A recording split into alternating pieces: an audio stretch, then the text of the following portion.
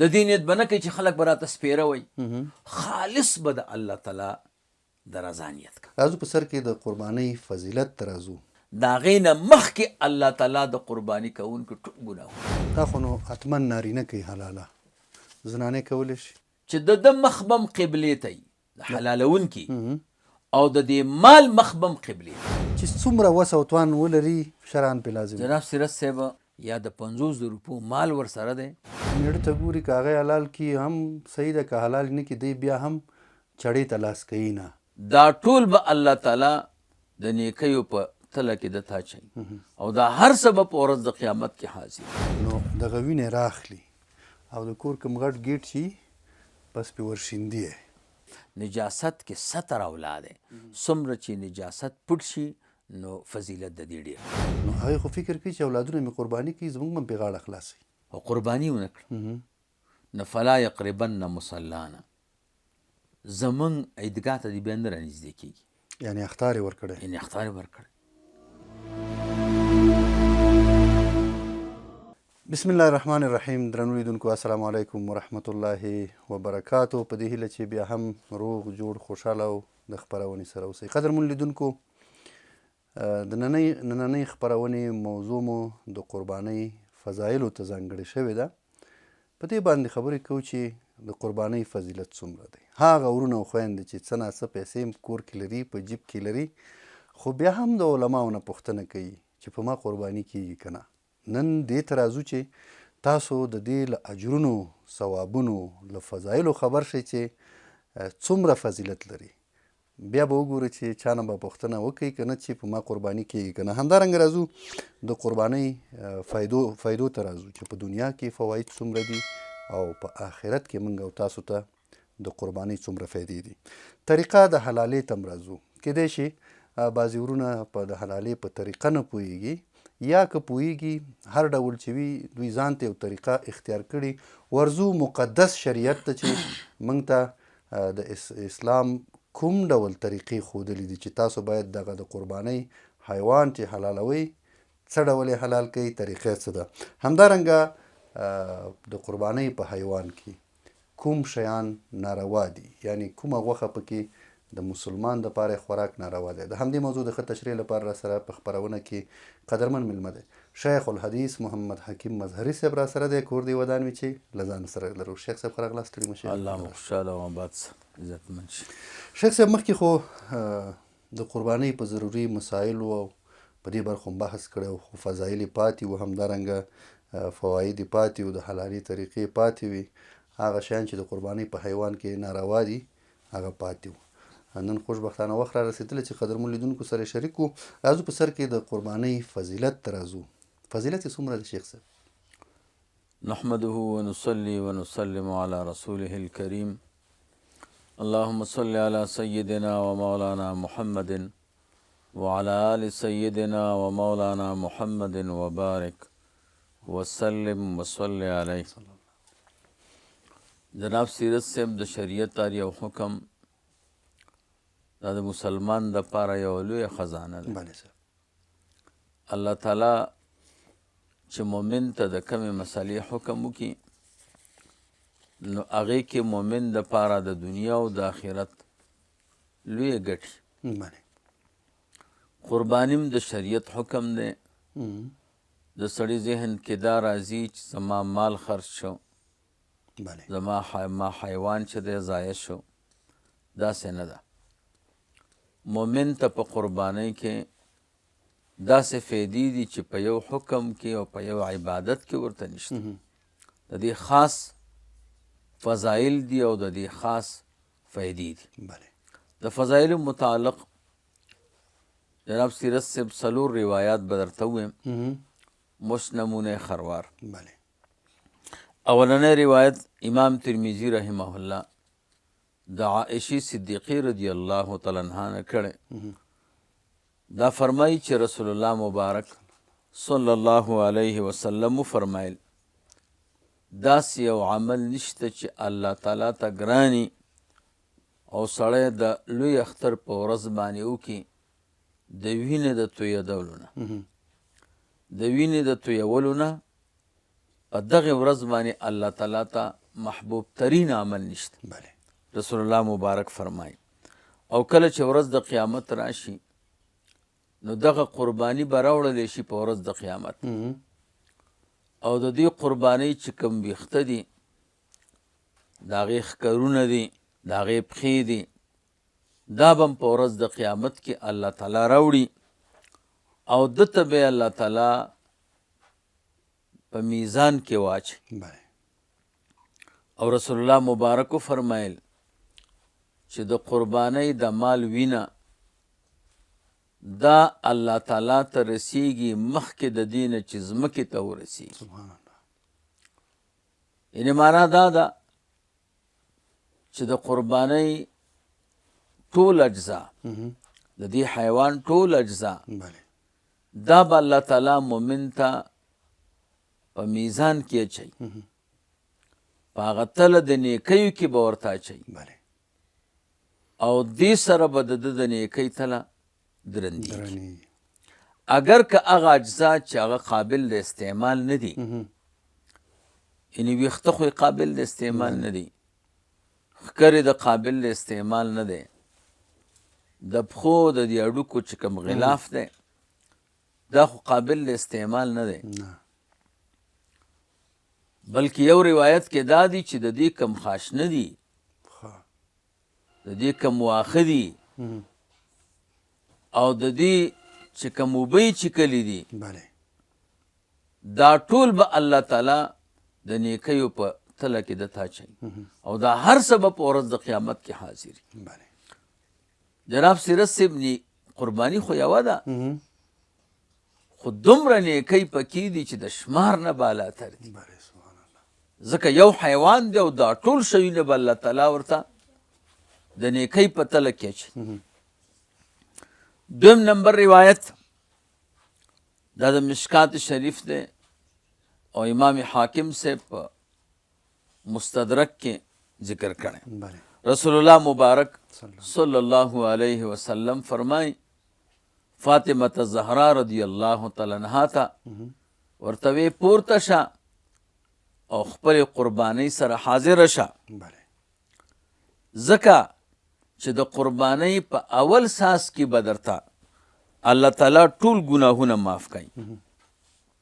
قربانی سره ودرېږه. بله یعنې کله چې سړی یو قرباني وکړي او د هغې نه وینه وغورځېږي په اول ساس کې مؤمن ته الله تعالی ټول ګناهونه معاف کوي. سبحان دا څومره لویه خبره ډېره غټه. او بیا ورته حضور دعا ووې چې دا دعا ووایه ان صلاتي و نسکي و محیای و مماتي لله رب العالمین وبذلك امرت وانا اول المسلمین. بله دریم نمبر حدیث مسند احمد کې د زید بن ارقم رضی الله تعالی عنہ نه روایت ده. بله رسول الله مبارک صلی الله علیه وسلم صحابو ته د قربانی مسائل بیانول، بیا صحابو د رسول الله مبارک صلی الله علیه وسلم نه پوښتنه وکړه ما هذه الاضاحی یا رسول الله، د دې قربانی څه حقیقت دی د الله پیغمبره؟ بله رسول الله مبارک ورته وفرمیل سنت ابیکم ابراهیم علیه السلام، دا ستاسو د پلار ابراهیم علیه السلام سنت دی. بله نو دا اصل کې تاسو سنت ابراهیمی ژوندي کوئ. نو صحابو د رسول الله مبارک صلی الله علیه وسلم نه پوښتنه وکړه فما لنا فیها یا رسول الله، دا خو د ابراهیم علیه السلام سنت دی خو موږ ته پکې څه دي؟ رسول الله مبارک فرمیل بكل شعرة حسنة، د هر ویښته مقابله کې به الله تعالی درته یو نیکي لیکي. بله نو هغوی قربان ویښته خو د اوښان وي، د وزو وي بله او کمه وي. نو فالصوف یا رسول الله، وړی په باره کې څه وی د الله پیغمبره؟ وړی خو ډېري.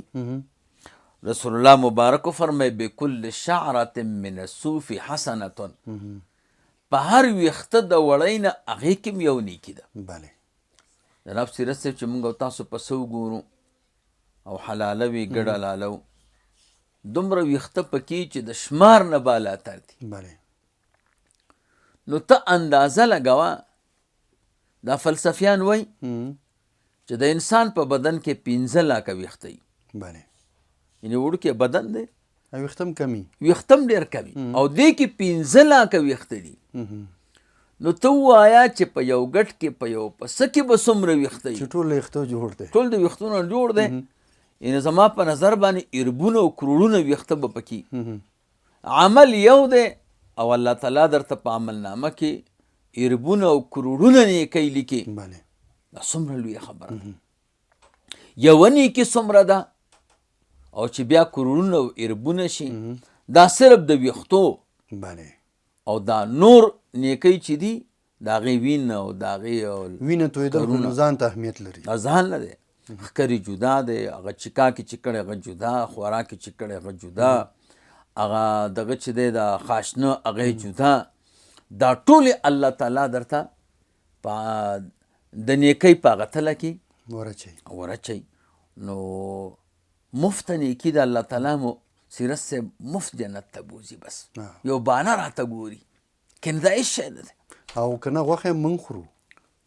عجیبه دا ده چې دا مال مو موږ ته الله تعالی راکړی او چې خورئ خو دا روپۍ هم موږ ته الله راکړی او دا مال هم الله راکړی. بله دا حیوان هم د الله دی او خوراک هم موږ یې کوو. بله ظاهري فایده خو موږ ته ده لیکن د خدای پاک هغه سخا ته سړی حیران شي، د الله تعالی محبت ته حیران شي. بله چې الله ته د رسول الله مبارک د امت څومره ګران دی چې حیران بشي.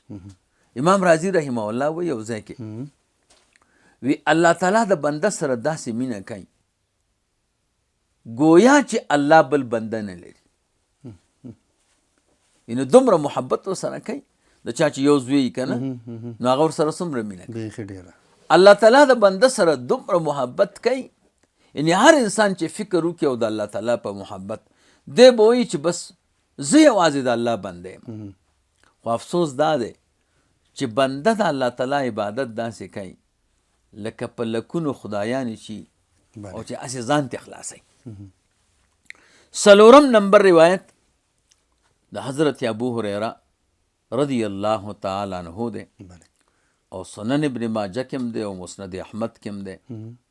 رسول الله مبارک فرمایي من کان له ساعة چې د چا طاقت وي مال ورسره ولم یضح او قرباني ونه کړه نه فلا یقربن مصلانا زمونږ عیدګاه ته دې بیا نه رانږدې کېږي. یعنې اخطار یې ورکړی. یعنې اخطار یې ورکړی. یعنې دا یو تشدید دی، دا یو زجر دی، بله دا یو توبیخ دی چې الله تعالی مال هم در کړی، الله تعالی وس هم در کړی، بله او بیا هم د خدای پاک دا لویه تحفه ته نه قبلی.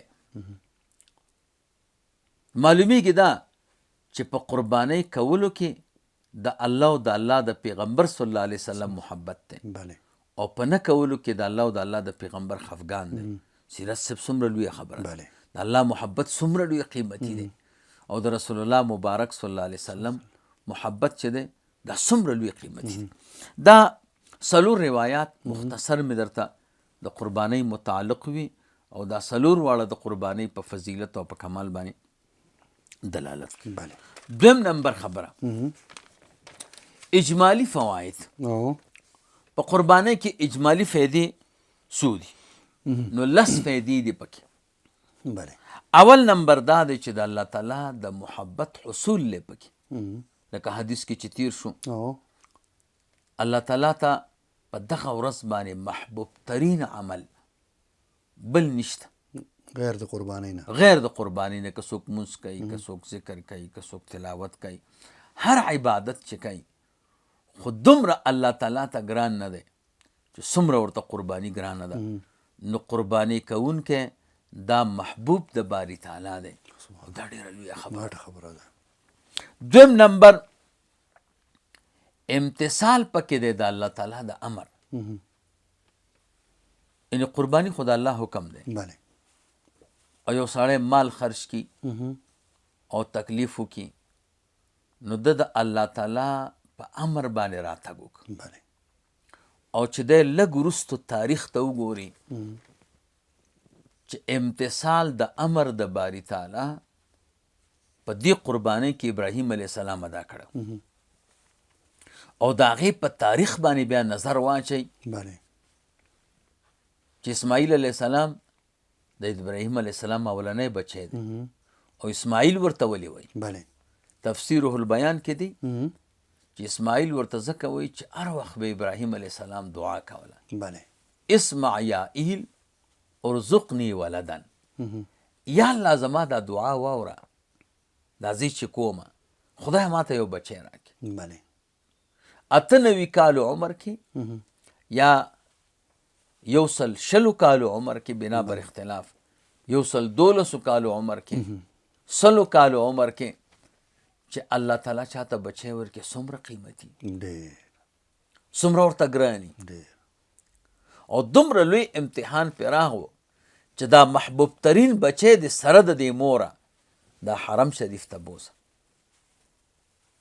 اول ته ډاګه ده غرونو منځ او سوال کوي رب انی اسکنت من ذریتی بواد غیر ذی زرع خدای ما خدا خپل حل داسې ځای کې پرېښو چې قابل د فصل نه ده او یقینا چې ابراهیم علیه السلام ته روان شو حاجري بیبي ورته یو غاږ وکړو عجب کار دی وکړو دلته هېڅوک نشته ګیر چاپېره 4 غرونه دي نه په خپل حکم دې پرېښیم تا پرېښودو که د الله تعالی وی د الله په حکم مې پرېښي وی بس بیا موږ الله نه ځای کوي څومره لوی خلک وو بیرته عقیده وګوره دې ته وایي عقیده جناب سیرت صاحب سړی چې سوچ وکړي چې څومره لوی بیبیانې وي د څومره صبر او د څومره زغم او د څومره تحمل والا خدای پاک څومره لویه مرتبه ورکړې وه بله او بیا هم دغه بچی د دومره امتحان باوجود د 7 کالو عمر ته رسیږي دې وخت کې دا ماشوم سړي ته ډېر ګران بیخي ډېر او ډېر محبوب اوس ورته الله وایي حلال کړه دې ته به اوس د چا زړه ټینګ شي یقین وکئ الله تعالی دې موږ او تاسو بې امتحان او بې ابتلا وبخي آمین یقین وکئ د جنت قابل هم دغه خلک وو بله یعنې که جنت ته ځي او الله تعالی لوړې مرتبې ورکوي بس قابل خلک یو موږ په څه نشو حلالوی موږ په څه کې یعنې ته منې سیرت صاحب که زموږ دا ملګري اوریم چې زموږ دا ملګري خواته څوک نمره خرڅوي وایي ما ته به دې ویلي او زه شپې ما داوی هم کړي که کور خرڅېږي وایي ما ته به دې ویلي بله که موټر خرڅېږي ارزانه وایي پیسې به هم پیدا کړې هېڅ بانه نشته نه نه نه خو چې کله د قربانۍ وخت راشي افسوس دا دی موږ بیا بانې کوو په ما قربانۍ کې زه خو قرضدار یم بیا خیالي قرضونه راولي او زه داسې یم او د دې بچیو ودونه مې دي او داسې دی او داسې دی نو سړی ډېر افسوس وکړي بله چې دا اعذار بارده دا هغه عذرونه ته نمره کې نه وی دا په موټر کې نه وی دا په بنګله کې نه وی واده کې خو بیخي نه وی واده کې هېڅ خبره نشته قسمه په دې هوټلو کې لکونه روپۍ لګوي نو سیرت صاحب یقینا د جنت خلک همغه دي مقه دي زه دې ملګرو ته وایم چې دا زموږ شوشا ځکه برابر د صحابه نشته قسم دی که صحابه کرام او تابعین وي که چا جومات کې پرېښی هغوی سره ولاکه موږ په قطار تللی بله دا زموږ د عمل ته وګوره د بې باکۍ ته وګوره د بې پروایۍ ته وګوره بله نو سړی چې د ابراهیم علیه السلام په دې طریقه باندې بیا دغه بچی د 7 کالو دی او بې مور ته وی چې دته ښایسته کالي واچوه دته سترګې تورې کا چې حسن یې نور هم ډېر شي او بیا بوزي او هلته چاړه راخلي یقینا چې سړی پې سوچ وکړي چې یقینا د خدای پاک د امر امتثال یې څنګه کړی او د رسول الله مبارک امت باندې الله دومره مهربانه دی ته بس پسه حلال که بله د الله د حکم تعمیل وکړه هغې باندې عمل وکړه بله نو په دې کې امتثال دی د امر د باری تعالی کله چې جناب سیرت صاحب سړی په دې سوچ وکړي چې قربانۍ کې دومره لویه فلسفه پرته ده او زما د رب حکم دی د ده یو عادت جوړ شي موږ په اخلاص نه کوو ځکه عادت باندې جوړېږي بله بله د ده یو عادت جوړ شي چې د نن نه بعد به زه د خپل رب د حکم تعمیل کوم. بیا د مونځ ته هم راځي، جمع ته هم راځي، زکات هم ورکوي. دا ټول امور د قربانۍ د تاریخ او د عظمت نه مقابله کې اسانه کار دی. نو چې ګران کار یې وکړو اسانه خود کوي، واو بلې عادت جوړ شي. دریم نمبر دا ده چې دغه قرباني د دې کوونکي د قربانۍ ته شفارس کوي. په ورځ د قیامت کې د ده دپاره شفارس کوي چې خدای دا معاف کړي، دته شفارس کوونکی پیدا شو.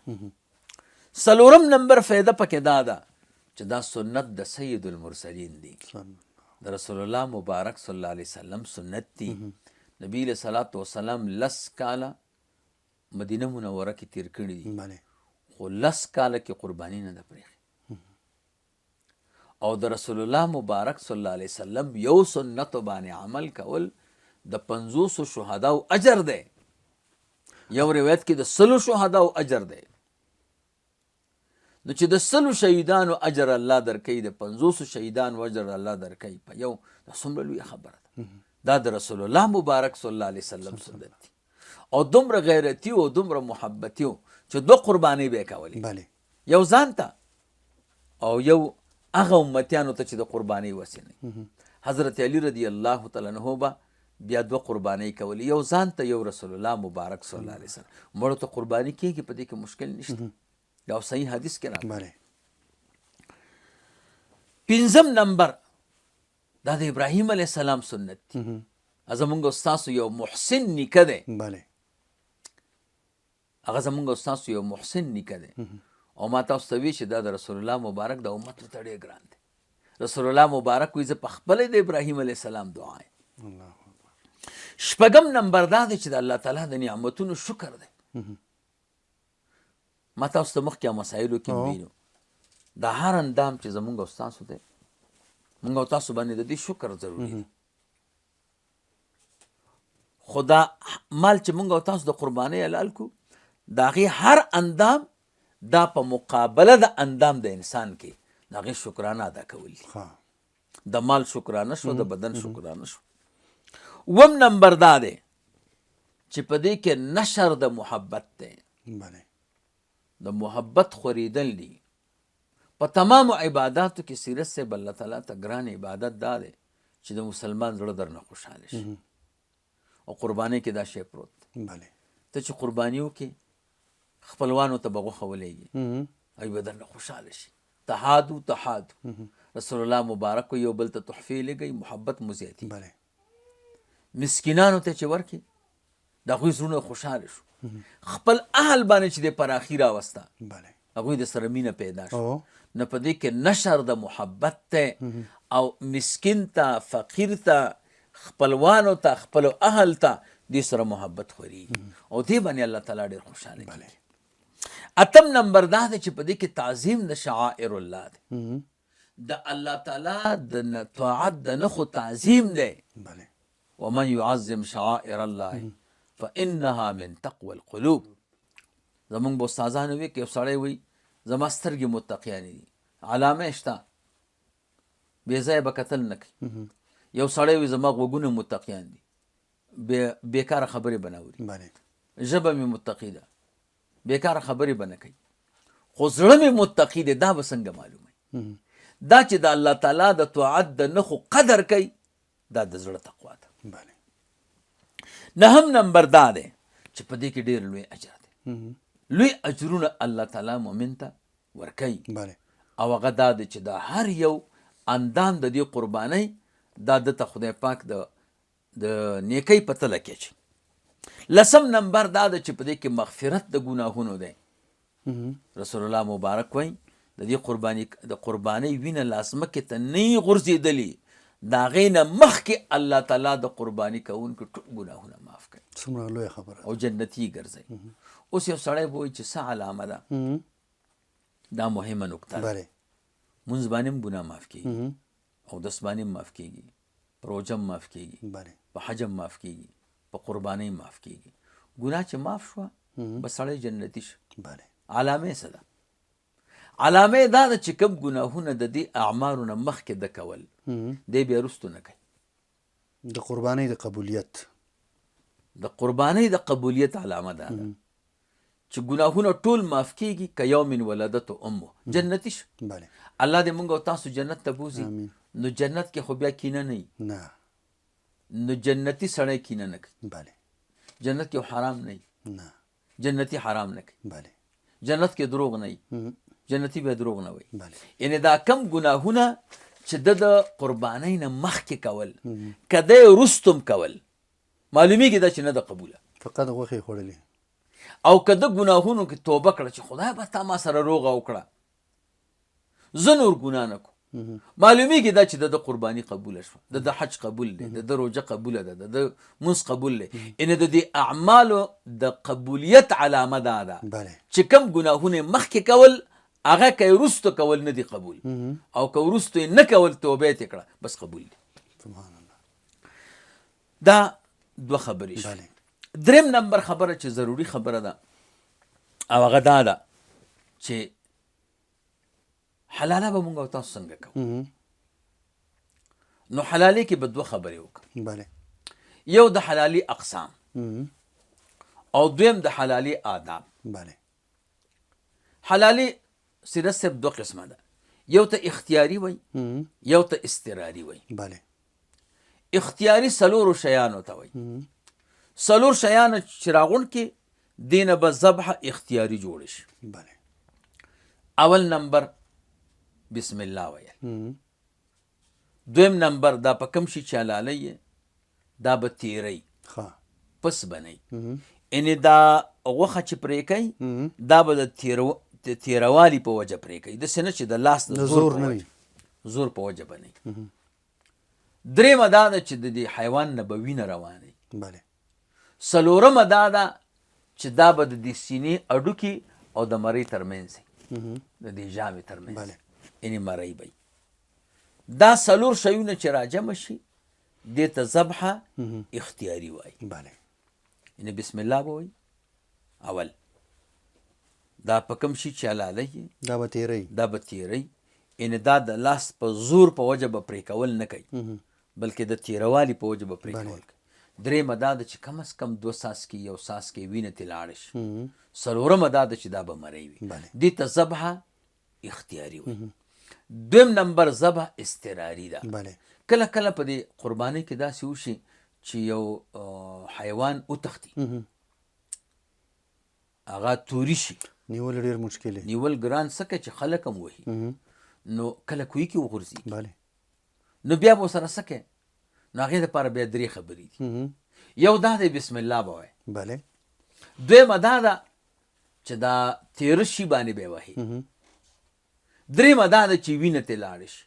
دا مرۍ بیا پکې ضروري نه ده فقط چې حلال شي یعنې مقصد یې چې کوی کې وغورځېدو نو هلته خو سړی نه شي ورکوزېدلی نه نو بیا به یو تیره چاړه راوالي تیره بله او د پورته نه به یې پرې ورخوشي کي بسم الله الله اکبر به ووایي چې کله دا چاړه په دې مال ولګېده او د هغې نه وینه روانه شوه بله بس صحیح شو حلال شو. یا مثلا منډه کړه ضرور به په توپک ولي خو دا توپک باندې حلالیږي نه ځکه چې د دې دا مرمۍ چې ده دا پڅه ده تیرواله پکې نه وي.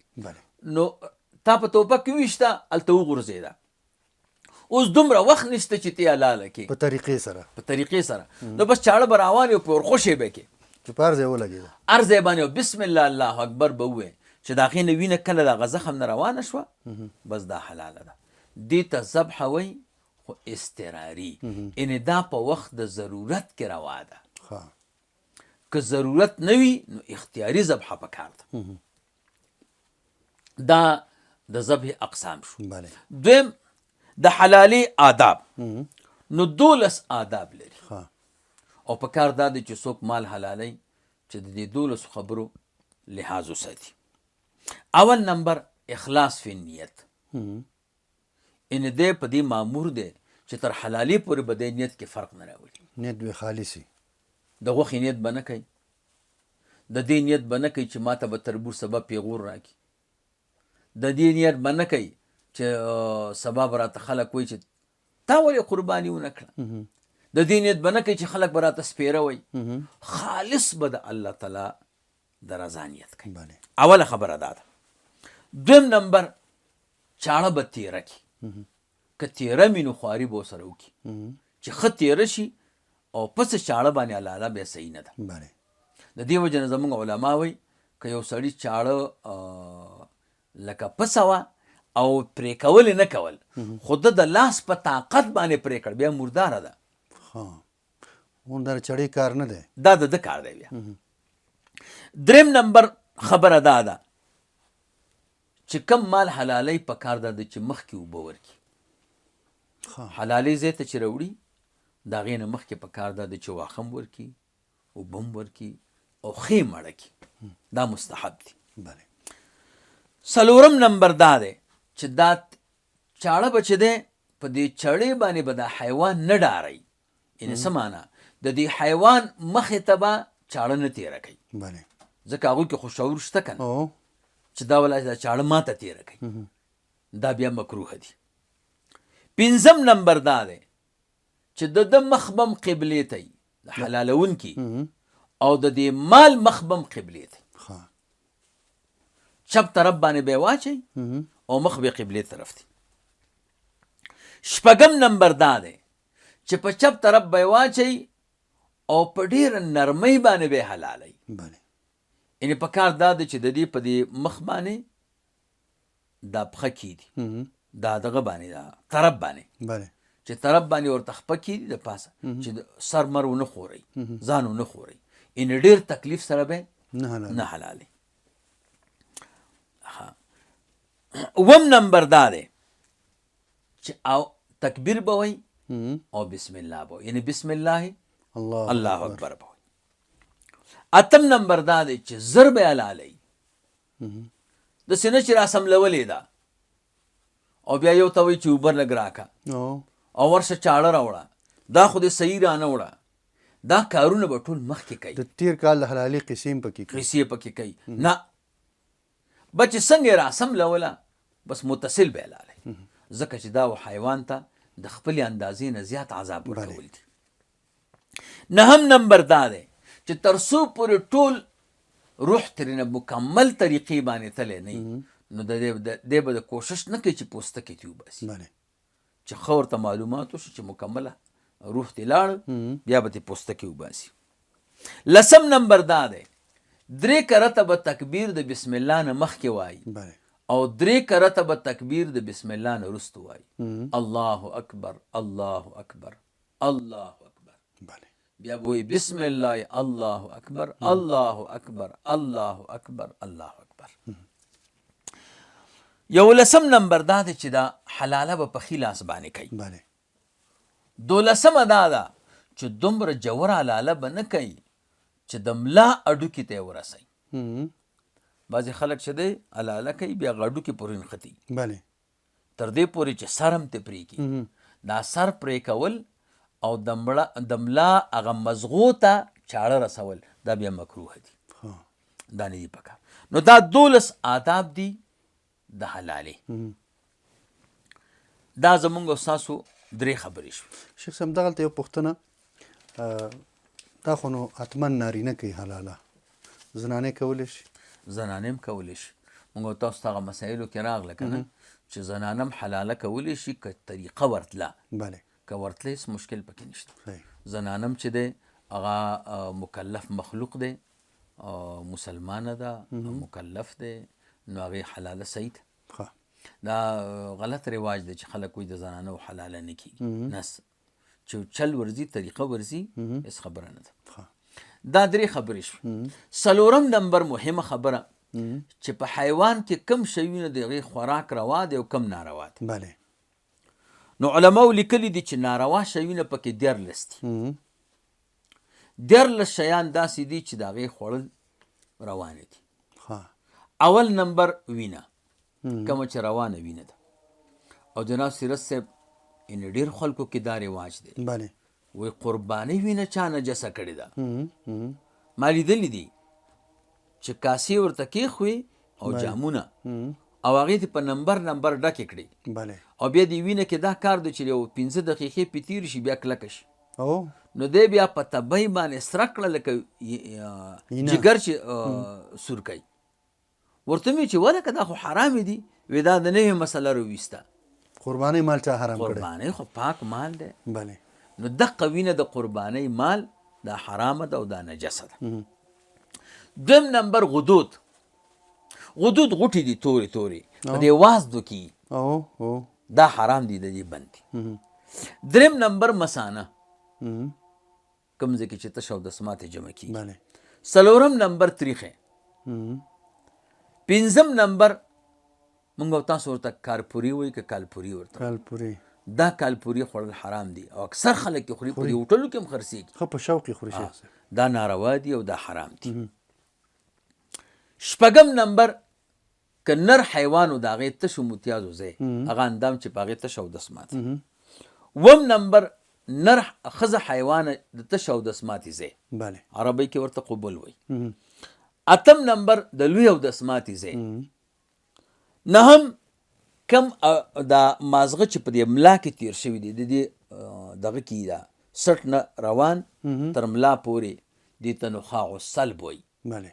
د ملا چې کم مازغه دي نو دا حرام دي. اکثر چې مونږ او تاسو چرګ والو او د هغې دا سټ پرې کړو که نه بیا پکې یو تار غوندي که نه دغه حرام دي. لسم نمبر نوم. د دې خېټه کې ننه نومي او هغه رحم ته رسېدلی او په هغې باندې دغې ماشوم ته خوراک ورځي. دغه نوم حرام دی. دغه کومه ټوټه چې ده چلته تلي. یو لسم نمبر د حیوان په دې پزه کې چې کوم مواد دي تر دماغو پورې دغه حرام دي. دولسم نمبر یو دوه پلې دي د دې سټ نه شروع شوي دي د ملا تر اخره پورې. یو طرف ته ده بل طرف ته ده او دې د ملا رانیولې ده. دغه دوه پلې حرامې دي. دیارلسم نمبر د سترګو کې چې کوم دا تور ځای دی دغه دا توروالی کوم باندې موږ او تاسو رڼا کوو دا لیدل کوو دغه چې دی په حیوان کې حرام دي. دا دیارلس شیان هغه دي چې دا په حیوان کې حرام دي او د دې نه ځان ساتل پکار دي. پاتې مسله د لرې شوه. ته به اوس پوښتنه کوې چې لرې نو لرې جناب سیرت صاحب مکروه دی. خو زما په نظر د افغانانو نه بعضې وطنونو کې لرې ووینځي او د هغې نه دا ګند من لرې کړي. خو بیا چې کوم هغې سره کوم دا تور پوستکی دی دا ورسره وي نو دا مکروه ځکه دی چې څومره یې ووینځي دې کې خوند د نجاست وي. رسول الله مبارک صلی الله علیه وسلم نه پوښتنه وشوه. حضور فرمیل نه خورم او نه ورته حرام وی. خو افغانان ماشاءالله لرې سره ډېره خواري کوي. یعنی نبی علیه السلام لرې نه دی خوړلی؟ نه دی خوړلی نه. خو افغانان لرې سره ډېره خواري کوي. خو نه خوراک به هم په سنت عملي شیخ صاحب چې وی نه خوري نورې غوښه خو لږې نه دي. هو کنه. نو افغانانو سره داسې کار کوي چې ګرم یې کړي بیا په چاړو باندې نه دوی خو سم پاکوي نو هغه پوستکی هم ترې لرې کوي. نو چې کوم د کراهي یعنې کوم پوستکی چې مجاور دی د نجاست سره هغه هم ورسره لرې کوي. نو د دوی بیا دا لرې خوړل ګزاره کوي ځکه ورته دوی شهزاده هم وایي. او د معدې دپاره لرې خوړل ډېر ښکلی علاج هم دی. چا معدې تکلیف وي که نه او دی لرې خوري نو معدې تکلیف هم ورسره ختمیږي. خو بهرحال که د رسول الله مبارک خبرې ته وګوري نو چې وی نه خوري نو ښه خبره ده. د لرې حکم او د کلمو حکم یو دی. کلمم قایم مقام د لرې ده حکم دغه نجاست دي. نو په کار دا دی چې سړی ته ځان وساتي. خو که چا وخوړه نو مشکل پکې نشته. شیخ صاحب په بعض ځایونو کې به تاسو هم لیدلي ما لیدلي د کله چې د قربانۍ څاروی حلال کی نو دغه وینې راخلي او د کور کوم غټ ګیټ چې بس پې ورشیندي دې پسې بیا خاص عقاید د دوی تړلي وي. شریعت څه وایي؟ جناب سیرت صاحب وینه نجسه ده او نجاست پټول پکار دي. بله. د سینه ده چې په دغه باندې دروازه باندې وي یا په دیوال باندې دا خو نجاست ښکاره کول دي نو دا صحیح نه ده. بله. که د دوی دا مقصود دي چې خلکو ته معلومه شي چې دوی قرباني کړې نو هم ریا ده، صحیح کار نه دی. بله او که د دوی مقصد دی چې نظرباز نظر پې لري کړي، نو نورې طریقې شته دي ته څه ضرورت دی. بله نجاست کې ستر اولا دی، څومره چې نجاست پټ شي نو فضیلت د دې ډېر دی. شیخ صاحب یو ځل بیا راځو، ځکه زموږ ډېر لیدونکو پوښتنې را لېږلې دي او مخکې په مقدمه کې دې ته اشاره وکړه چې ډېری خلک وایي چې قرباني په چا لازم ده. څوک څه وایي، څوک وایي پیسې لرم، څوک وایي نه لرم، چې څومره وس او توان ولري شرعاً پې لازم ده. جناب سیرت صاحب 250 نیمې تولې سپین زر زموږ فقها وایي، اگر که زموږ اوسني علما بعض علماو دا فتوا ورکړې ده چې نصاب د سرو زرو پکار دی. سره زر 2 نیمې تولې دي. بله او که تاسو د سپینو زرو نصاب مقرر کړئ نو هغه لږ دی، دې سره د هغه انسان ټول مال هلاکیږي. په کار دا دی چې د سرو زرو چې سره زر 2 نیمې تولې، اوس تقریبا یو توله په 1 لک روپۍ ده، نو 2.5 لک روپۍ ته جوړیږي افغانۍ. یعنې چې دومره چا سره یې په کار دا دی چې قرباني پې واجبه شي. خو اولا دا نه ده، صحیح دا ده چې 250 نیمې تولې د سپینو زرو قیمت چې چا سره یي، اوس وخت کې په افغانستان کې تقریبا 50,000 شاوخوا ته جوړیږي. 50,000 او دې سره استحصال د مال نه راځي، مال نه ختمیږي. ولې؟ په 50,000 روپۍ سو قرباني نه کوي، خو ده باندې یوه حصه لازمه ده که نه؟ یوه حصه تقریبا 8,000 روپۍ باندې سیرلی کېږي، په 10,000 روپۍ باندې 12,000 روپۍ باندې په څه کېږي. یعنې چې چا سره 50,000 روپۍ یو قرباني وکړي نو صحیح خبره ده. نو عام زموږ فقها چې دی دا د سپینو زرو نصاب وایي 50,000 روپۍ چې د چا د ضرورت نه زیاتي دي. ضرورت څه معنا؟ ضرورت معنا دا ده چې د ستر جامې شته 2 جوړه، او د اوسېدلو کوټه شته که نه، دومره یو کور شته چې ضرورت یې پرې روان دی. نو دغې ته ضرورت وایي چې دا کور وي او جامه وي او د بیګا ډوډۍ وي، داسې نه چې د کال خرچه ساتي. نو دغه د دې نه چې زیاتي وي 50,000 روپۍ بس صحیح ده. که کم مال یې په موټر کې بند دی، لکه داسې ضرورت دی چې ځان ته پې دغه ته ځي راځي که نه، دا دکان ته پې ځي راځي، نو هغه به ترې وباسي. بایسکل دی ورسره، موټر سایکل دی ورسره، هغه به ترې وباسي، خو چې استعمال لاندې نو دا ضرورت دی. اوس که یو سړی وایي چې زما موټر سایکل لا سره دی خو زما ضرورت موټر ته دی، خو موټر یې اغستی نه دی، نو هغه بیا په ضرورت کې نه دی شامل.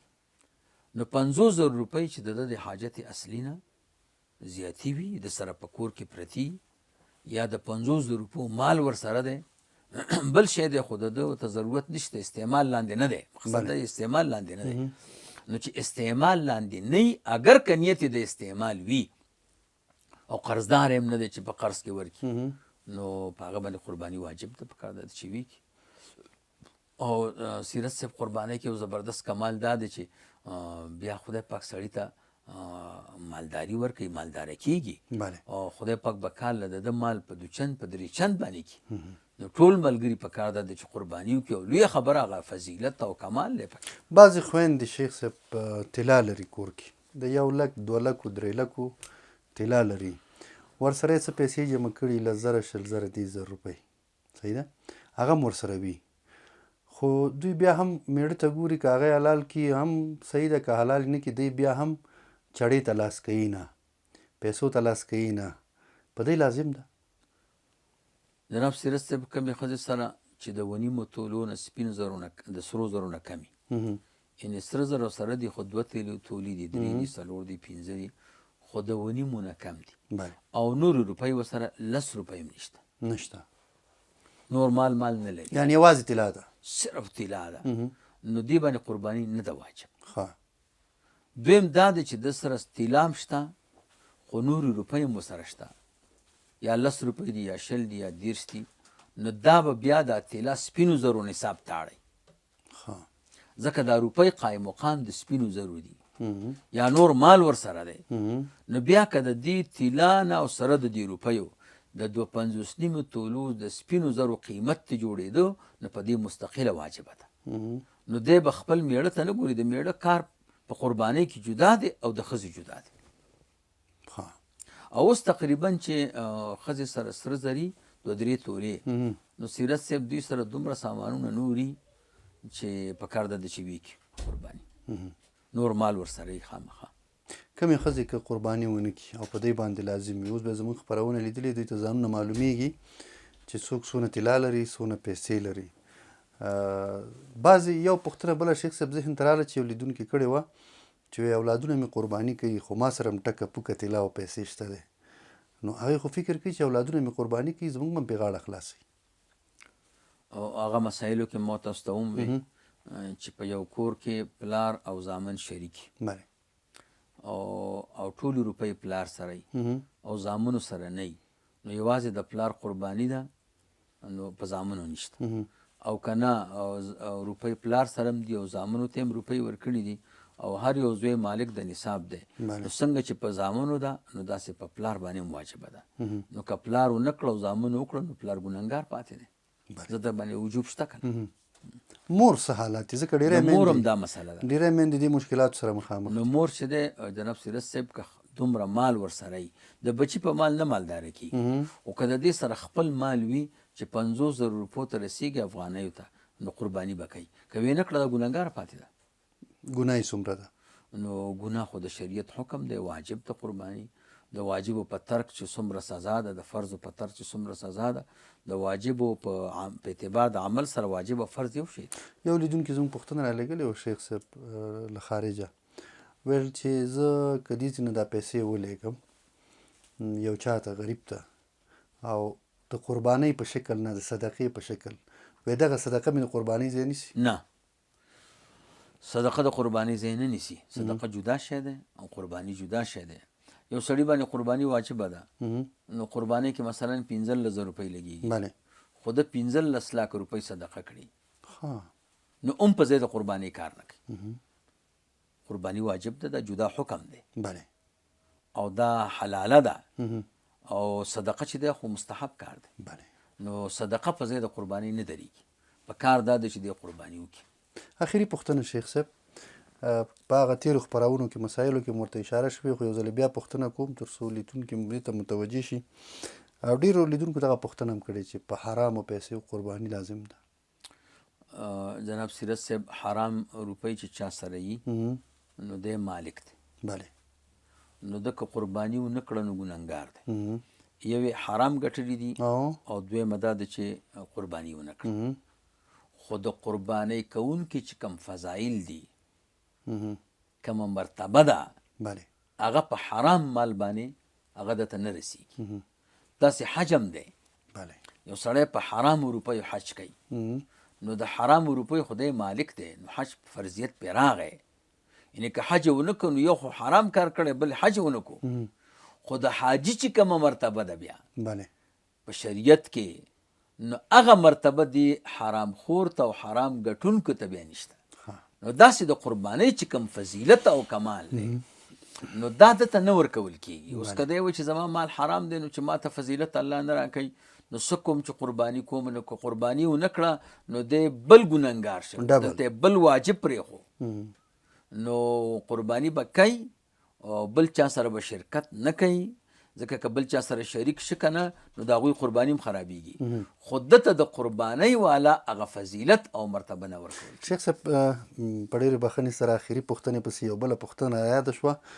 په ډېری ځایونو کې داسې حالات دي شیخ صاحب، مثال دی یو سړي وسته د قربانۍ یو پسه 10,000 روپۍ واخلي، هغه ټول یو 100 کیلو خېږي، هغه قرباني کړي، خو خواته کورونه غریبان فقیران ډېر دي، نو که تقسیموي یې خو دې بچو هم کال کې غوښه نه ده لیدلی، خو یو جذبه ده، یو احساس دی، یو شوق دی، پیسې پیدا کړي، قرض کړي، هر څه چې کړي قرباني کوي ښه په خوند سره. دلته خپل هم د دوی غوښې ته ډېر ضرورت لري، دلته چې وګوري 40 کوره یا 50 کوره غریبان هم دي چې هغوی ته یې نه ورکوي نو هلته خو ځوانان خبر چې د قرباني کړي، څه باید وکړي؟